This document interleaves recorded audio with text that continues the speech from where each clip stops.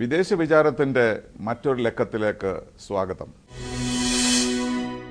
കോട്ടയത്ത് ആലേഖനം ചെയ്യുന്ന ഈ പ്രത്യേക പരിപാടി ഇന്ത്യയുടെ വിദേശകാര്യ സെക്രട്ടറി ശ്രീ രഞ്ജൻ മത്തായി പങ്കെടുക്കുന്നു. അദ്ദേഹം കോട്ടയത്തെത്തിയത് അറബ് വേൾഡിനെ പറ്റി KPS മേനൻ ചെയറിൻ്റെ ആഭിമുഖ്യത്തിൽ നടത്തുന്ന ഒരു സെമിനാർ ഉദ്ഘാടനം ചെയ്യാനാണ്. അദ്ദേഹം ഇന്ത്യയുടെ വിദേശകാര്യ സെക്രട്ടറി ആയിട്ട് 1 വർഷത്തിൽ കൂടുതലായി. അതിനു മുമ്പ് അദ്ദേഹം ഫ്രാൻസിൽ അംബാസഡറായിരുന്നു, ലണ്ടനിൽ ഡെപ്യൂട്ടി ഹൈ കമ്മീഷണറായിരുന്നു, ഖത്താറിൽ അംബാസഡറായിരുന്നു. വളരെ പ്രശസ്തനും പ്രഗത്ഭനുമായ ഒരു ഇന്ത്യൻ നയതന്ത്രജ്ഞനാണ് Shri Ranjan Mathai. Thank you, Ranjan, for joining us. Thank you. Well, you are here for the seminar on the Arab world and you have just spoken. What would you say is the most significant aspect of the Arab Spring which concerns India? I would say that I don't know if one can identify one single most significant element, but I think the rising voices of democracy, the desire to modernize their societies, these open up new opportunities for India. As you're aware, the relationship between India and the Arab world has been very strong. It is very good. It is based on certain traditional pillars, including a certain political understanding of global events, regional events, our energy partnership, the very large stakes which we in India have, particularly in the Gulf region. Now to this is added the voice of democracy, which is sweeping some of those countries, and the emergence of a new set of leaders. I think given the enormous changes which are coming in those countries, there will be much greater scope for an enhanced political dialogue, new opportunities I believe for our economic and commercial diplomacy, and certainly a lot of work to do in maintaining the Indian stakes in energy, in our people's lives in those countries. These are all new avenues. And I heard you say that India played a role in the Egyptian elections. Could you tell us what it was? Well, it wasn't in the elections per se, but there was assisting in the process. Yes, we had some consultations between our election commission and some individual commissioners and the people who ultimately took the Egyptian elections forward. We have been following this in a number of countries. We are discreetly, quietly being of assistance in the manner and form which is found useful by those countries, and I think this will continue. As I've said, the elections are the first step very often in creation of participatory democracy. Was it a bilateral effort or was it under the UN auspices? Because UN also has electoral assistance. Yes, no, we had some bilateral assistance between our election commission and theirs, but we also have, I don't know if it is United Nations, but certain other multilateral events do take place, observership and things like that. We participate in, yes. Well, one concern that we have in Kerala is about the Gulf, as you rightly said. Fortunately, there has not been a major change in the Gulf. But if it does happen, there will be some anxiety about the people of Kerala working in these countries. What would be your projection as far as the Gulf is concerned? See, my own experience in the Gulf, I was ambassador for 4 years in Qatar, is that first of all we have, except in one country in the Gulf, not witnessed large-scale movements. There is a historical background to how those societies have been set up. But I think the fact is that those countries now have very sophisticated economies in which the Indians play a very, very significant role. I think that will continue irrespective of what the form of government specifically is. Now, as I said, we work very closely with the governments in those countries, but we also work very actively to promote the welfare of our own communities. So it's a kind of mix we keep in our minds.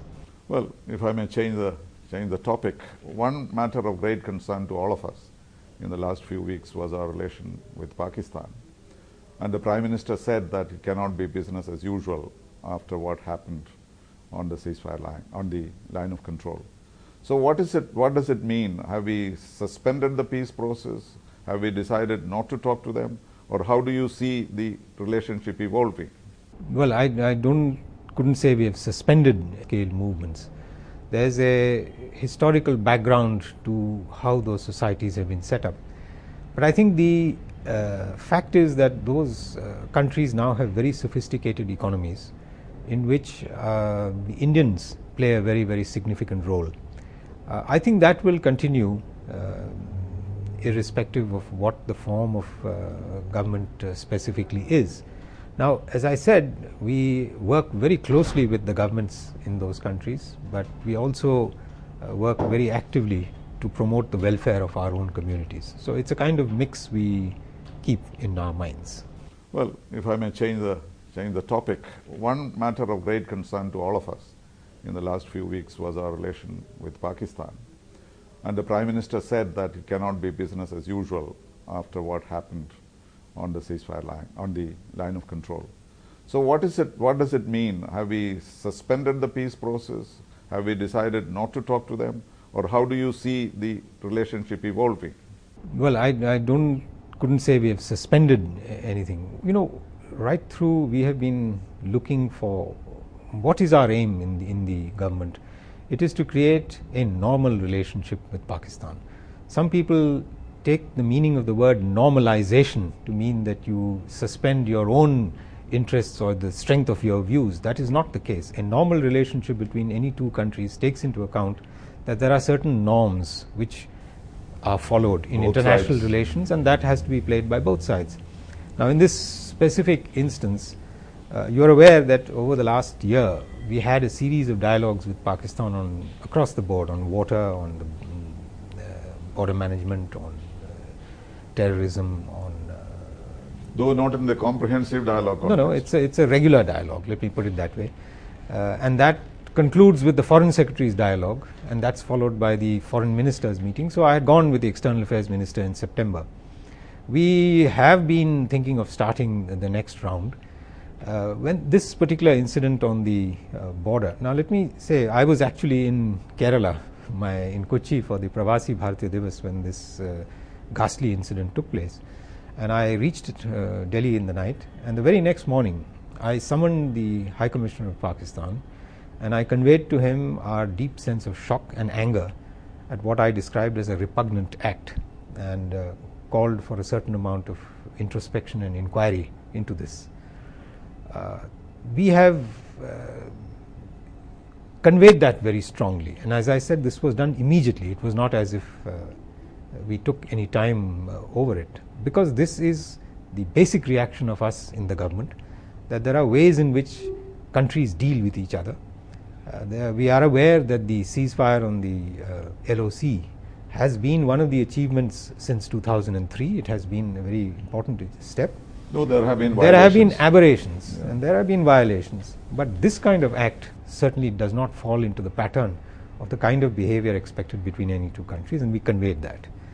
I think the Prime Minister spoke for the entire country when he made that remark, saying that it cannot be business as usual.